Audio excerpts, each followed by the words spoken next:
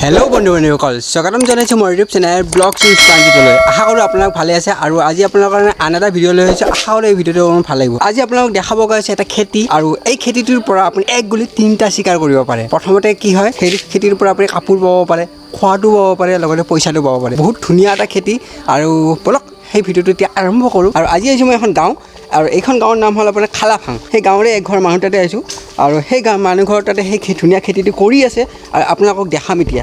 এওঁ লোহিত ৰাভা আৰু এওঁৰ ঘৰতে সেই খেতিটো হৈ আছে। এতিয়া বৰ্তমান বাঁহৰ কাম কৰি আছে আৰু যোনটো ঘৰত সেইটো কথা এইটো ঘৰ দেখিছে, এই ঘৰটোতে হৈ আছে আপোনাৰ সেই খেতিটো, পলুৰ খেতিটো। আৰু এই খেতিটো এতিয়া আপোনাক দেখাম, বলক চাওঁ। এইটো হ'ল খেতিটো যিটো আজি আপোনাক দেখাব আহিছোঁ। এয়া হ'ল এৰী পলুৰ খেতি আৰু এৰী পলু আপোনালোকে খাবও পাৰে, বহুত প্ৰ'টিন থকা বস্তু হয়। আৰু এৰী পলুৱে বনোৱা যোনটো বাঁহ আছে সেইটোৰ পৰা আমি এৰী সূতাটো পাওঁ আৰু যিটো মাৰ্কেটত বহুত দাম হয়। আৰু লগতে এতিয়া বৰ্তমান এৰী পলুবোৰে পাত খাই আছে। এইটো হয় গাছ আলুৰ পাত আৰু গাছ আলুৰো খেতিও কৰিছে যাতে পাতটো ৰেগুলাৰলি পাই থাকে। সেইটো চাওঁ বলকচোন এবাৰ।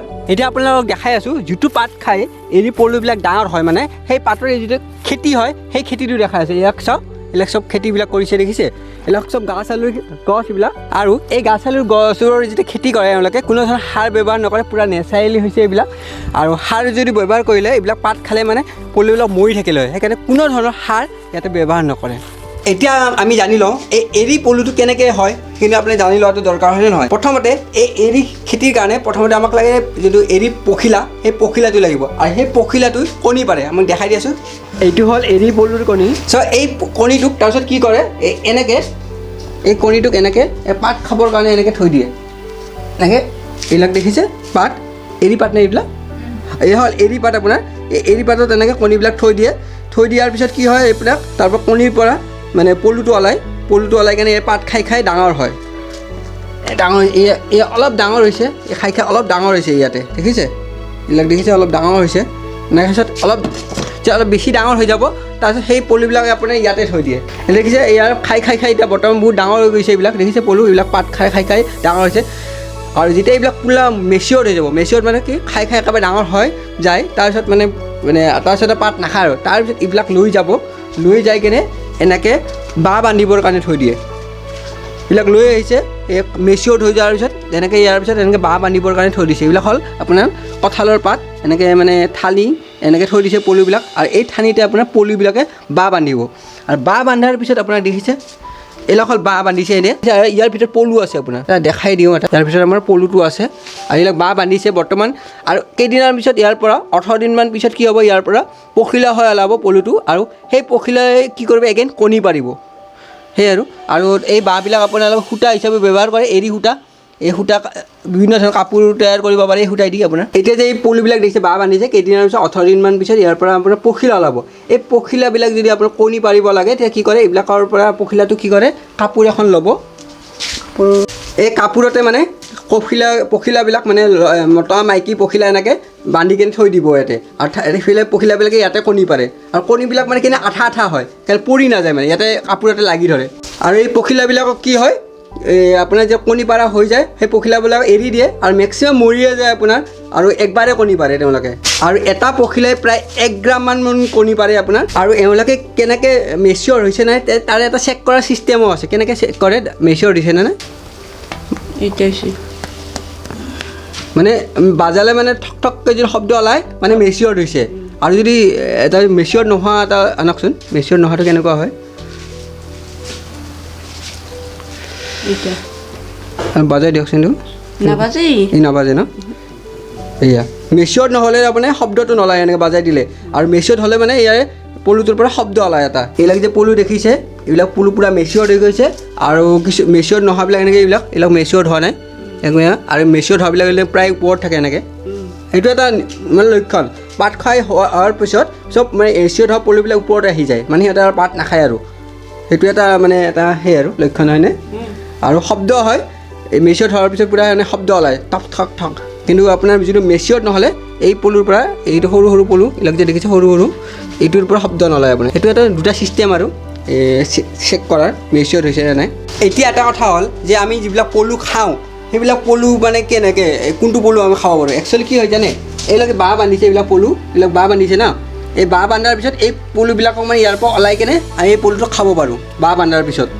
আৰু যদি আপোনালোকে ভাবে এগেইন আপোনালোকক পলু লাগে, নতুন বিধান লাগে, তেতিয়া কি হ'ব লাগিব, ইয়াৰ পৰা কেইটামান ৰাখি থৈ দিব, ৰাখি থৈ কেনে পখিলা হোৱালৈ অপেক্ষা কৰিব। আৰু পখিলা হোৱাৰ পিছত কি কৰিব, পখিলাৰ পৰা কণী পাব, সেই কণীৰ পৰা এগেইন একেই চিষ্টেম, সেই চিষ্টেমত আকৌ পলু পাব। সেই আৰু এই বুলি নহয় যে বাঁহ বান্ধাৰ পিছতে পলুটো খাব পাৰে, মেচিয়ৰ হোৱাৰ পিছতো এনেকৈ যে মেচিয়ৰ হোৱাৰ পিছত এই মেচিয়ৰ পলুবিলাকো খাব পাৰে, কিন্তু এই সৰু পলুবিলাক খাব নোৱাৰে আপুনি, মানে সৰুবিলাক মানে খোৱাৰ কাৰণে নহয়, যিবিলাক মেচিয়ৰ হৈ গৈছে সেই পলু বা বাঁহ বান্ধাৰ পিছত সেই পলুটো আপোনালোকে খাব পাৰে।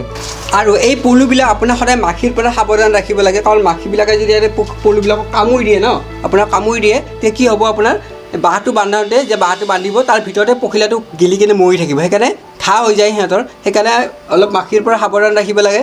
যদি মাখি আছে আপোনালোকৰ সেইফালে, য'তে আপোনালোকে কৰিছে, তেতিয়া এখন আঁঠুৱাত আনি দিব, যাতে সিহঁতে মাখিৰ পৰা সেই হৈ থাকে, ছেফ হৈ থাকে। আৰু কীটনাশক দৰৱ ইউজ নকৰিব, কাৰণ কীটনাশক দৰৱ ইউজ কৰিলে উল্টাহে হ'ব।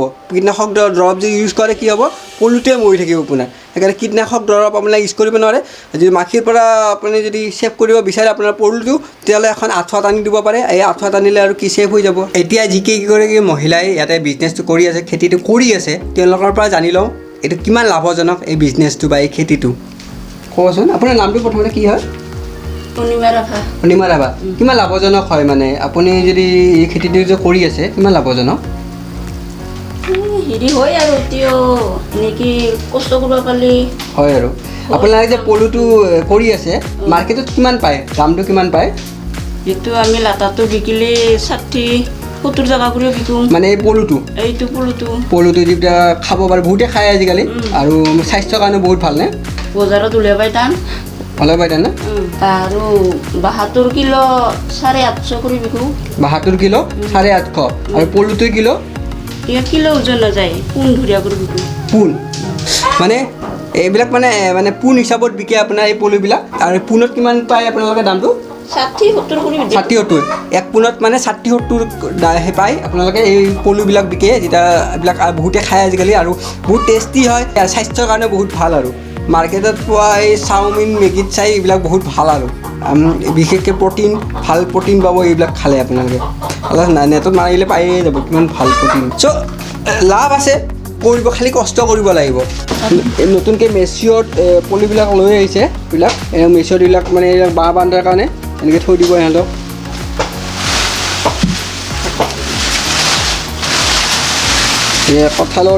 কঁঠালৰ পাতত সানি এনেকৈ ধুনীয়াকৈ বান্ধি দিছে, এইবিলাক আৰু পূৰা আৰু ঘৰুৱা ছিষ্টেম, আৰু এনেকৈ এইবিলাক পলুবিলাক দি আছে মাজে মাজে, আৰু এটা ৰাতিৰ ভিতৰতে এইবিলাকে বাঁহ বান্ধিব পূৰা। ইয়াৰ পৰা কেতিয়াবা বেয়াও ওলায়, কিছুমান মাখি বেয়া ওলাব, মাখি কামোৰাবিলাক। মাখি নায়ে দে, নায়ে দে।